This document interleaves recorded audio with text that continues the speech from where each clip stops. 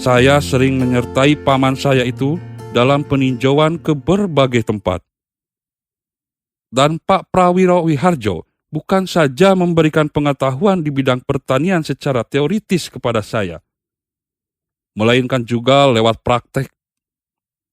Di 3 kebun percontohan yang saya ingat, yang ditekuni oleh Pak Prawiro Wiharjo, yakni yang di desa Ngungking, Kenongo, dan Tangkil. Saya diberi kesempatan untuk menggumuli tanah yang jadi kecintaan saya. Di samping itu, saya mendengarkan tanya jawab antara Pak Prawira Wiharjo dengan para petani yang memberikan tambahan pengetahuan kepada saya. Saya kagum kepada Pak Wiro Wiharjo. Beliau sungguh menekuni tugasnya sebagai Mantri Tani. Terbukti pula dengan memanfaatkan tumbuhan orok-orok sebagai pupuk untuk menyuburkan tanah gersang. Kebun percontohan di Tangkil yang mulanya sangat tandus, dari waktu ke waktu mendapat kemajuan. Ketekunan dan kreativitas Pak Prawiro itu memberikan inspirasi kepada saya, semangat saya dijadikan hidup. Maka sewaktu diadakan semacam adu kemahiran membuat perladangan, saya bisa mengalahkan putra-putra Pak Prawiro. Berkembang dan bawang putih tanaman saya ternyata dinilai paling baik. Sore hari, saya belajar mengaji di langgar. Seiring-iring saya semalam untuk berada di langgar itu dengan teman-teman sepengajian. Pada waktu itu pula, saya masuk ke panduan Hizbul Wathan, pramuka sebutan sekarang, yang dibesarkan oleh keagamaan. Pada masa itu pula, saya mulai mengenal pahlawan-pahlawan kita, melihat potret Raden Ajeng Kartini, mendapatkan guntingan potret Pangeran Diponegoro dari sebuah koran yang sampai di desa kami. Keprihatinan hidup saya yang saya alami, pendidikan keluarga yang menjunjung tinggi warisan nenek moyang, pendidikan kebangsaan sewaktu di sekolah lanjutan rendah. Pendidikan agama waktu mengaji rasanya besar pengaruhnya dalam pembentukan watak saya. Saya juga diberi latihan spiritual oleh ayah angkat saya, seperti puasa tiap hari, Senin dan Kamis, dan tidur di tritisan atau di bawah ujung atap di luar rumah. Semua anjurannya saya kerjakan dengan tekun dan penuh keyakinan. Ada satu anjuran yang belum saya kerjakan, yaitu tidur di pauhan, di tempat bekas bakaran sampah. Pada masa itu, saya ditempa mengenal dan menyerap budi pekerti dan filsafat hidup yang berlaku di lingkungan saya, mengenal agama dan tata cara hidup Jawa. Pada masa itulah saya mengenal ajaran 3 aja. Aja kagetan, aja gumunan, aja dume. Atau jangan kagetan, jangan heran, jangan mentang-mentang, yang kelak menjadi pegangan hidup saya. Yang jadi penegak diri saya dalam menghadapi soal-soal yang bisa mengguncangkan diri saya. Saya ingat terus akan ajaran leluhur. Hormat kalawan Gusti, Guru Ratu lan Wanu alumu karo. Hormat kepada Tuhan Yang Maha Esa, guru, pemerintahan, dan kedua orang tua. Sampai jadi presiden, saya merasa tidak berubah dalam hal ini. Saya junjung tinggi ajaran itu dan saya percaya akan kebenarannya. Saya merasakan mencintai dan dicintai orang tua saya, pengasuh-pengasuh saya, dan saudara-saudara saya, baik yang seibu maupun yang sebapa atau saudara angkat saya. Pada waktu itu, saya tahu bahwa Wedana Wayantoro adalah Raden Mas Sumoharjono, dan ada seorang putrinya, Siti Hartinah, yang satu kelas dengan Sulardi, satu kelas di bawah saya. Saya mesti menyebut nama anak Wedana ini sebab saya menemukan lagi kelak sewaktu saya sudah dewasa, cukup untuk membentuk keluarga. Setelah menamatkan sekolah rendah 5 tahun, saya dimasukkan sekolah lanjutan rendah atau Sekol School di Wonogiri. Waktu pindah rumah ke Sologiri, 6 km dari Wonogiri, bersama dengan Sulardi dan tinggal di rumah kakak perempuan yang menjadi istri pegawai pertanian, pengetahuan pertanian saya berlanjut di Sologiri. Sudiarto, kakak Sulardi, juga tinggal bersama di Sologiri itu. Semasa itu, Sulardi yang sudah dibelikan sepeda oleh kakaknya, Sudiarto, dan saya suka berboncengan naik sepeda itu ke sekolah atau ke Kemusuk di hari-hari libur menengok orang tua. Terhitung sudah agak tua waktu saya disunat, yakni pada usia 14 tahun. Mungkin sebabnya cuma karena tidak gampang mengumpulkan biaya. Dan begitupun selamatan yang diadakan amat sangat sederhana saja. Namun bagaimanapun, rasanya saya merasa gembira dan memang saya mesti bersyukur. Sesuai dengan percakapan orang tua, setelah saya disunat, rasanya badan saya cepat menjadi besar dan kekar, tumbuh jadi besar. Padahal apa yang disediakan untuk saya tetap sama, makanan yang tersedia pun tidak bertambah. Kehidupan keluarga Citratani yang retak menyebabkan kemudian saya mesti pindah ke Wonogiri dan tinggal pada keluarga teman ayah saya, seorang pensiunan pegawai kereta api Pak Harjo Wijono. Keluarga Pak Harjo Wijono tidak punya anak. Saya jadi tangan kanan mereka dalam membantu ini dan itu di rumahnya. Saya membersihkan rumah sebelum pergi sekolah. Saya disuruh belanja ke pasar dan menjual hasil kerajinan tangan Ibu Harjo. Dan bahkan saya suka harus memasak pada sore hari ataupun kalau sedang tidak bersekolah. Tetapi mengenai hal itu saya tidak mengeluh. Saya mendapat pendidikan yang bermanfaat, sangat bermanfaat di rumah Pak Harjo Wijono. Saya jadi pekerja, jadi tukang yang akan bisa berdiri sendiri jika keadaan memaksa. Dan rasa-rasanya saya bisa belajar dengan cepat melakukan hal-hal itu.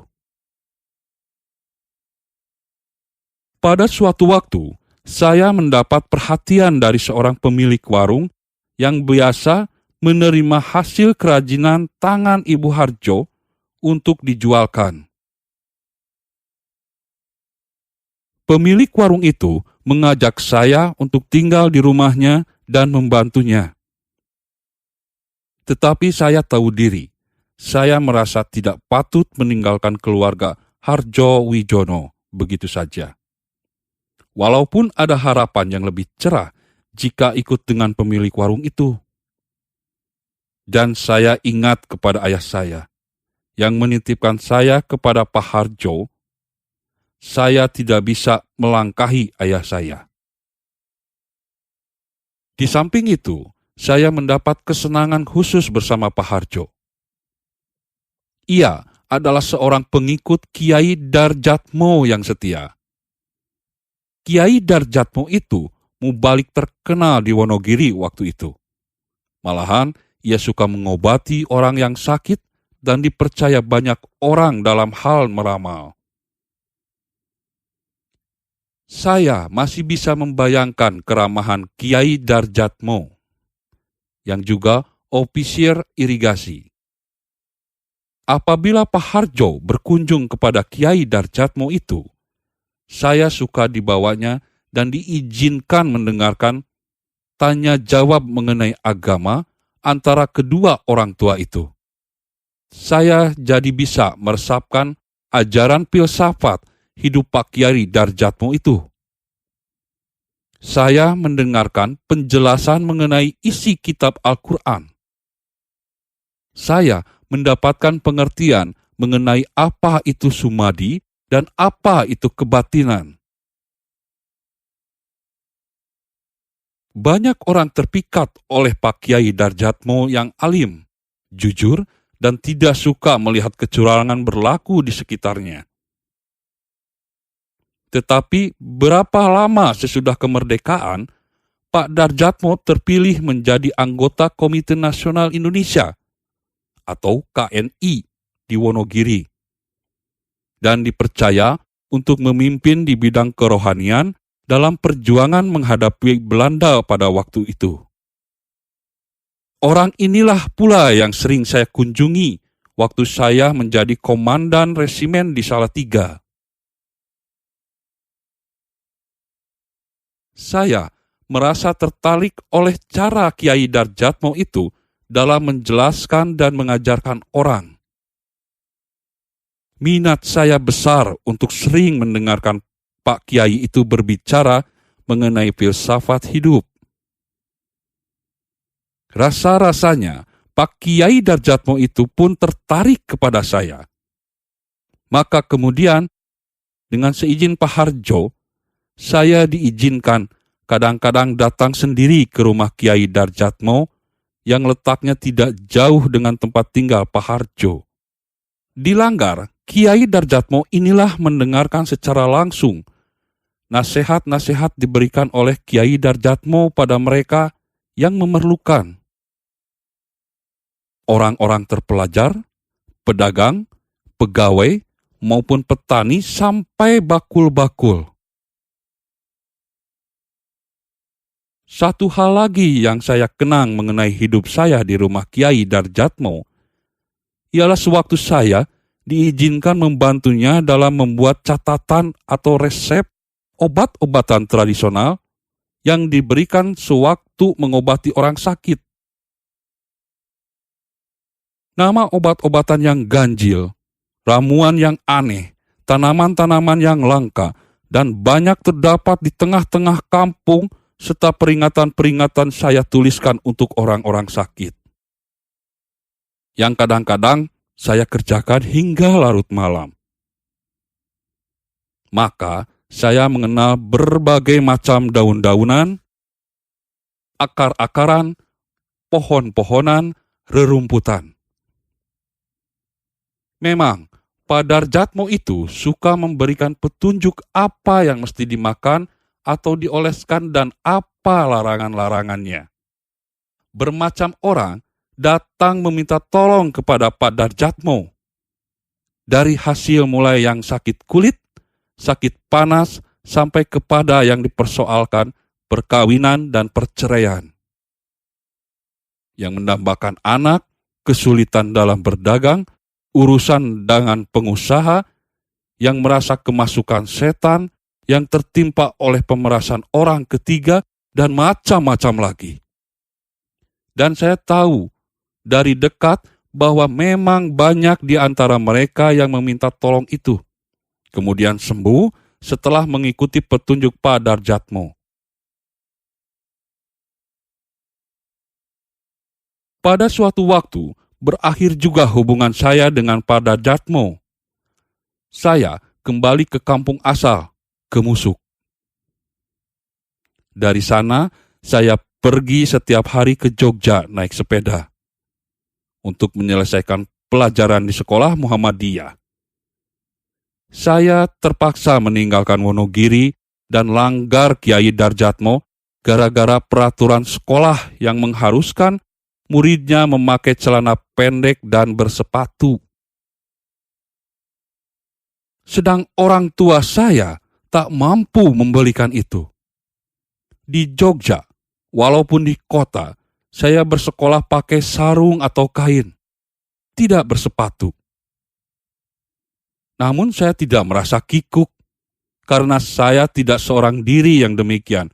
Masih ada jumlah murid yang datang seperti saya. Pada masa itu, saya mendengar tentang proses menentang penjajahan Belanda. Saya dengar adanya rapat-rapat umum di kota Jogja yang digerakkan oleh tokoh-tokoh politik. Sampai di sekolah pun para pelajar ikut-ikut membicarakan apa-apa yang telah didengar di tempat-tempat rapat umum tersebut. Tetapi semua ini belum memberi kesan yang kuat kepada saya. Saya memusatkan pikiran pada pelajaran dan menamatkan sekolah pada tahun 1939. Setelah menamatkan sekolah di Sketch Hall Muhammadiyah, sebenarnya saya masih ingin melanjutkannya. Tetapi baik ayah saya maupun keluarga lainnya tidak ada yang sanggup membiayai saya sekolah. Keadaan ekonomi keluarga kami rendah sekali. Saya masih ingat saja akan apa yang dikatakan ayah saya waktu itu. "Nak," katanya, "tak lebih dari ini yang dapat kulakukan untuk melanjutkan sekolahmu. Dari sekarang, kamu sebaiknya mencari pekerjaan saja. Dan kalau sudah dapat, insya Allah kamu dapat melanjutkan pelajaranmu dengan uang sendiri." Sulit mendapatkan pekerjaan tanpa bantuan orang yang berkedudukan atau berpengaruh, tanpa uluran tangan orang kaya ataupun pengusaha besar waktu itu. Saya berusaha kian kemari mencoba mendapatkan sumber nafkah, tetapi tidak juga berhasil. Akhirnya, saya kembali ke Waryantoro, tempat banyak kenalan yang saya harapkan akan bisa membuka jalan. Benar saja, setelah sekian banyak jalan yang saya tempuh, akhirnya saya diterima sebagai pembantu klerek pada sebuah bank desa atau folk bank. Walaupun saya tidak begitu senang dengan pekerjaan ini, saya anggap lebih baik melakukannya daripada nganggur di tengah suasana yang sangat muram. Saya mengikuti klerek bank berkeliling kampung dengan bersepeda, dengan menggunakan pakaian Jawa lengkap, dengan kain blangkon dan baju beskap. Di kantor-kantor lurah, kami menampung permintaan para petani, pedagang kecil, dan pemilik warung yang menginginkan pinjaman. Sebenarnya, saya sudah mengetahui cukup banyak mengenai kebutuhan orang-orang kecil itu, sewaktu saya bersama Pak Prawi Harjo tempo hari dan sewaktu membantu Pak Harjo Wijono. Sebenarnya, saya sudah mengetahui banyak mengenai kebutuhan orang-orang kecil itu. Sewaktu saya bersama Pak Prawira Wiharjo tempo hari dan sewaktu membantu Pak Harjo Wijono dan Pak Darjatmo. Tetapi saya tidak banyak bicara. Saya merasa pada tempatnya kalau lebih banyak mendengarkan lagi. Boleh dibilang setiap malam saya mengajak Kamin, seorang teman waktu itu. Saya belajar pembukuan. Mantri Bank Desa itu mengakui bahwa otak saya encer. Tidak sampai 2 bulan, saya sudah menguasai seluruh pembukuan. Waktu itu, saya memakai sepeda hitam. Kamin memakai sepeda hijau. Saya selalu disuruh Kamin mendayung sepeda di muka. "Ayo Mas Harto, yang di depan, saya di belakang," kata Kamin. Sekali waktu saya meminjam kain pada Bibi karena kain saya sendiri sudah usang. Tak patut lagi dipakai mendampingi klerek bank desa. Pada suatu hari, saya bernasib jelek. Waktu turun dari sepeda yang sudah reot, kain yang saya pakai tersangkut pada per sadel yang menonjol keluar dan sobek. Saya dicela oleh klerek yang saya dampingi. Padahal saya tidak bersalah. Cuma jalan hidup saya saja yang demikian. Tetapi bibi juga memarahi saya. Saya dibentaknya dengan mengatakan kain itu adalah satu-satunya kain yang terbaik.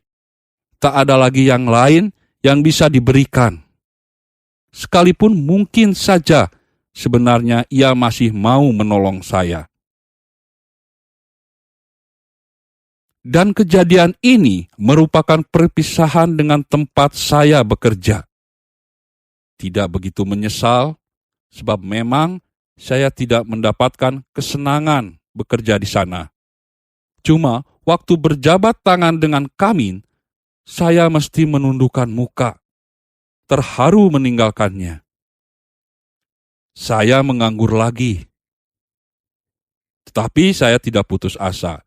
Saya cari kesempatan yang lebih baik. Saya pikir, kali ini saya akan mencoba mengadu nasib di Solo.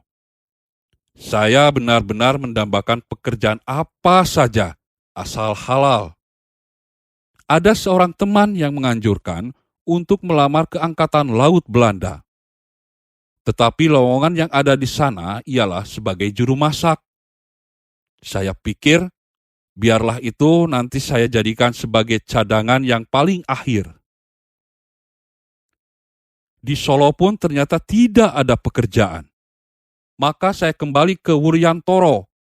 Waktu itu saya isi dengan pekerjaan gotong royong. Membangun sebuah langgar, menggali parit, dan membereskan lumbung. Tetapi setelah itu, hari depan saya gelap lagi.